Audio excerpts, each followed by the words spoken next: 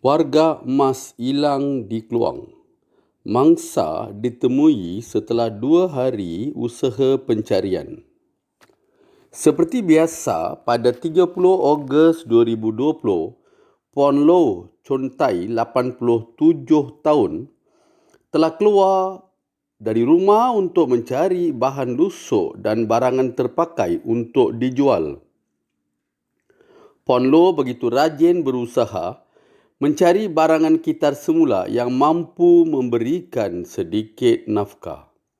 Puan Low berasal dari Taman Kluang Barat, Kluang Johor. Warga emas yang keluar dengan harapan besar untuk mencari barangan terpakai tidak kesampaian. Warga emas itu yang biasanya pulang pada waktu petang tidak pulang-pulang ke rumah pada 30 Ogos 2020. Anaknya yang berusia 66 tahun yang tinggal di Taman Titiwangsa Kluang yang bimbang akan keselamatan ibunya mula melakukan pencarian. Tetapi segala usaha pencarian menemui jalan buntu. Penduduk taman turut menyertai gerakan mencari. Anak Puan Low akhirnya membuat laporan polis berhubung kehilangan ibu kesayangannya. Sepasukan pegawai polis dan anggota polis memulakan gerakan mencari di Taman Perumahan Mangsa, kolam renang yang berdekatan dan rumah-rumah kedai. Setelah gagal menemui mangsa, pasukan polis mempergiat usaha dengan melakukan pencarian di taman perumahan yang lain termasuk Taman Desa Kluang Johor. Malam berlalu begitu sahaja tanpa sebarang hasil. Keesokannya hari kemerdekaan. Usaha pencarian diteruskan.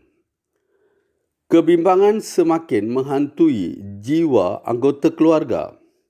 Anaknya, Chen Tiang Fok, 66 tahun, tidak berputus asa dalam meneruskan usaha pencarian. Pada 1 September 2020, jam 11 pagi, Balai Polis Kluang menerima panggilan daripada seorang pekerja tapak pembinaan. Pekerja itu melaporkan menemui seorang warga emas dalam keadaan terbaring di atas longgokan tanah liat dan selut. Mangsa didapati lemah dan tidak bermaya. Wanita malang itu diangkat ke tempat yang selamat. Pasukan perubatan turut dipanggil ke tempat kejadian. Polis dan ambulans dikejarkan ke lokasi. Sebenarnya, Puan Low tergelincir ketika mengambil tin-tin dan botol-botol kosong di tapak pembinaan yang tidak berpenghuni. Dirinya tidak mampu untuk bangun di kawasan lumpur itu. Pemeriksaan badan ke atas mangsa mendapati kunci rumah, sejumlah wang tunai dan kad pengenalan mangsa masih ada dalam poket seluar mangsa.